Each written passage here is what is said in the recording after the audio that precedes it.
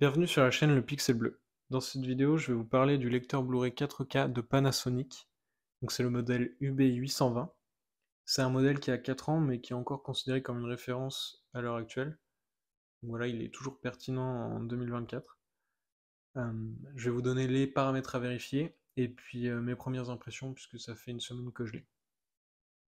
Mon premier conseil, ça va être de garder la boîte. Puisque voilà, si vous devez le renvoyer, le stocker, le vendre ou le transporter, ça sera plus simple. Ensuite, ça va être d'acheter un câble HDMI certifié 4K ultra haute vitesse, puisque dans la boîte, vous avez le lecteur, la télécommande et le câble d'alimentation, mais pas de câble HDMI.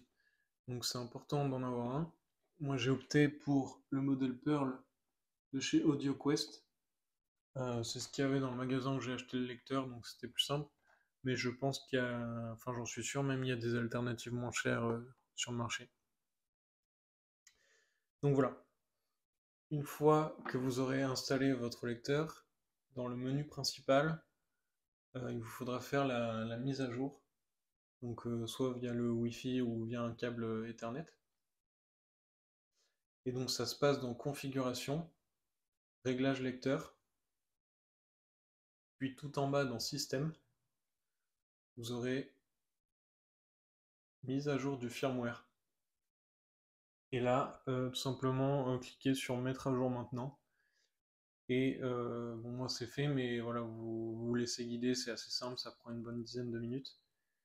Et à la fin, vous aurez une confirmation. Mais voilà, c'est important de le faire, puisque sinon vous ne pourrez pas profiter de la Dolby Vision, donc ce serait dommage. Voilà.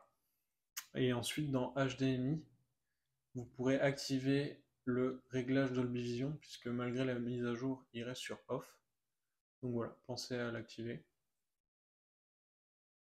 Après, dans ce qui est d'important aussi, c'est dans réglage avancé, donc toujours dans HDMI. Réglage avancé, vous pouvez choisir le type de téléviseur HDR. Donc ça c'est important puisque en fonction de votre équipement, le lecteur va vous proposer la meilleure image possible. Moi j'ai choisi OLED puisque j'ai un modèle OLED. Donc voilà, c'est important de choisir le bon paramètre. Autrement, pour moi, il n'y a pas grand-chose d'autre à penser ou à modifier. Vous pouvez aussi quand même aller dans Système et affichage du panneau avant, donc vous pouvez l'obscurcir. Donc voilà, quand on regarde un film, c'est pas si mal.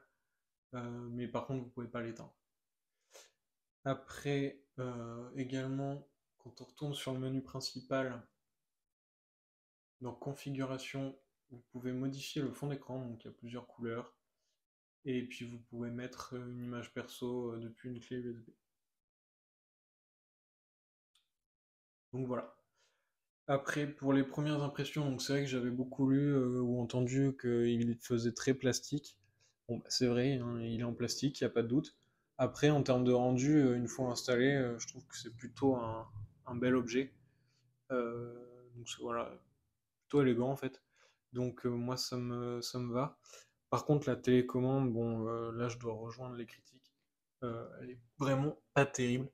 Elle est très légère, j'ai l'impression de rien avoir dans la main. Le bouton éjecte là est trop bas, je l'aurais mis plus haut. Et puis un rétroéclairage, ça aurait été bienvenu quoi. Bon. Après, sachez toutefois que si la télécommande si elle vous dégoûte, vous pouvez acheter celle du UB9000. Donc c'est le modèle haut de gamme de Panasonic. Donc a priori, voilà, on peut acheter la télécommande séparément et elle fonctionne sur le UB820. Et ce qui fait que vous vous retrouvez avec une télécommande premium, voilà. Bon, moi je le ferai pas, mais voilà, c'est une option si vous le souhaitez. Sinon, au niveau des menus, bah moi, oui, effectivement, ils sont datés, mais ça me va très bien, hein, c'est simple, quoi. C'est ça, un fond noir comme ça sur une télé OLED, ça rend plutôt bien. Après, pour la partie streaming et multimédia, je vais vous recommander de fuir. Voilà, c'est bon, je pense que d'un point de vue marketing, ils ne pouvaient pas passer à côté, mais dans l'exécution, bah, c'est pas bon, quoi. Je suis désolé, mais voilà, c'est pas bon. Donc faudra probablement se tourner vers un appareil supplémentaire, voilà, si vous voulez. en tout cas pour la partie streaming et multimédia. Donc c'est vraiment un lecteur sur lequel privilégier le support physique, donc les CD, les DVD, les Blu-ray et les Blu-ray 4K. Par contre, si vous voulez lire des SACD et des DVD audio, c'est pas possible sur ce lecteur. Donc voilà, c'est à prendre en compte en fonction de vos possessions actuelles. Pour la qualité, donc bon ben voilà, si vous êtes équipé, ça se ressent. Même par rapport à une PS5, je le ressens. L'image est mieux, le son est mieux, il n'y a pas de doute. Même les CD audio, c'est assez bluffant. Pourtant, j'ai une barre de son plutôt médiocre en fait. Pour le moment, je suis pas bien équipé en son. Bon, je suis plutôt bien en image, donc c'est déjà ça.